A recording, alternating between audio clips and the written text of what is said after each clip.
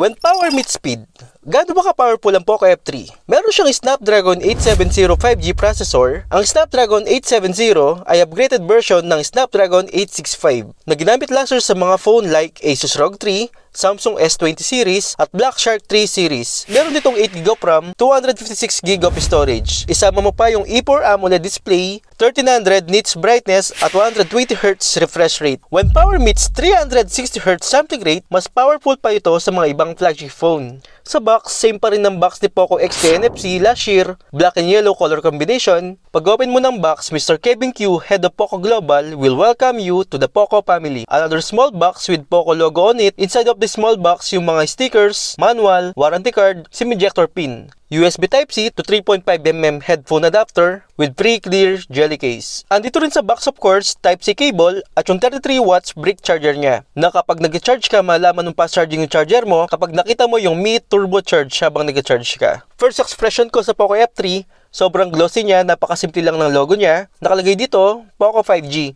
Yung color niya is night black na may pagka-mirror finish din. Medyo flat lang yung design niya at curve yung mga sides pero di masyadong curve, tama lang. Yung design ng camera niya, unang tingin mo, napakalaki niya. Dalawa yan, pero design lang pala yung mga yun.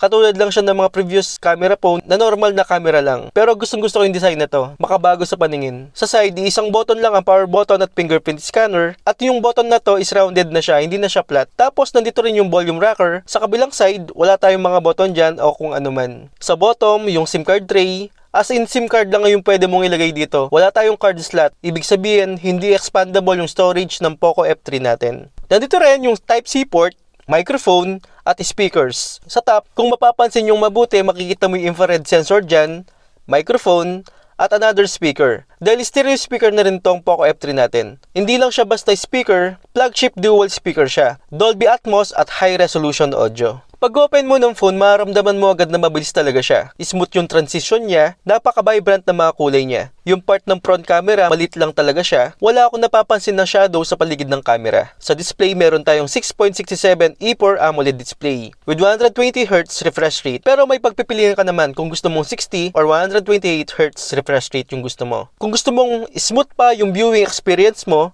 meron siyang AI engine. Activate mo lang yan. At MEMC para smooth videos viewing experience. Kapag naka-activate na yung mga yan, sobrang ganda ng labas ng video. Grabe. Halos parang kasama mo na yung pinapanood mo. Iba yung experience, di ko mapaliwanag. Yung tipong ang saya ng puso mo. Actually, di ko talaga ma-explain. 85% screen to body ratio. Halos di mo na mapapansin yung bezel. Halos bezel-less na rin yung POCO F3 natin. Sa camera, meron tayong 48 megapixel main camera, 8 megapixel ultra wide, at 5 megapixel macro camera. Yung isang dot dyan is speaker yan for audio zoom at LED flash. Sa harap, 20 megapixel front facing camera. Alam ko, sasabihin nyo 48 megapixel lang. Siguro pangit yung labas ng camera niya. Actually, not the best talaga, but maganda naman yung ibang kuha. Minsan may mga noise yung ibang pics, pero kung gamer ka naman, wala ka naman pakialam sa camera. Ito yung mga sample videos at sample shots ko.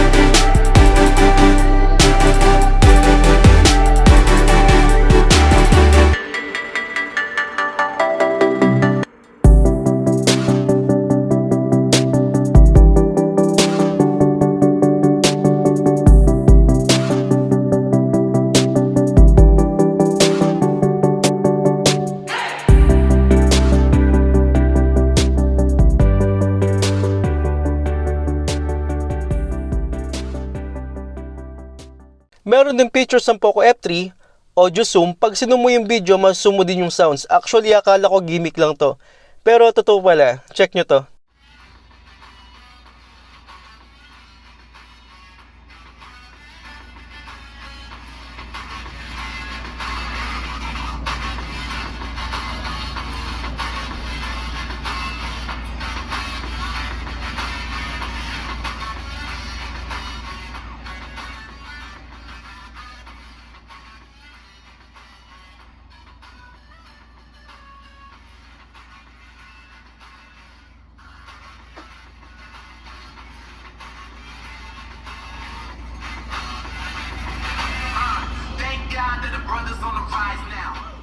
Wi-Fi 6 na tong POCO F3 natin. Actually, mabilis talaga tong sumagap. Advantage ito, mas mabilis sumagap yung phone mo kumpara mo sa ibang nakiki-Wi-Fi sa router nyo. Sa battery, meron tayong 4,520 mAh na battery. Para sa akin, hindi ganun kalaki yung capacity ng battery natin. Sana ginawa nilang 5,000 mAh man lang. Pero okay na din. Android 11 na rin siya, under MIUI version 12, 8GB of RAM, 256 storage. Pero may pagpipilian ka naman na 6GB of RAM at 128GB of storage na variant. Ito yung mga kulay, Arctic White, Night Black, at Deep Ocean Blue. Meron din tayong Game Turbo 4.0 to improve your gaming experience. I-on mo lang yung mga features na yun dito at marami ding pwedeng laruin sa settings na to. Kayo nang bahala kung anong preference na gusto nyo sa games nyo. Sa Genshin Impact, nag-set ako ng settings dito to the highest settings at 60 frames per seconds. Sobrang kaya niya.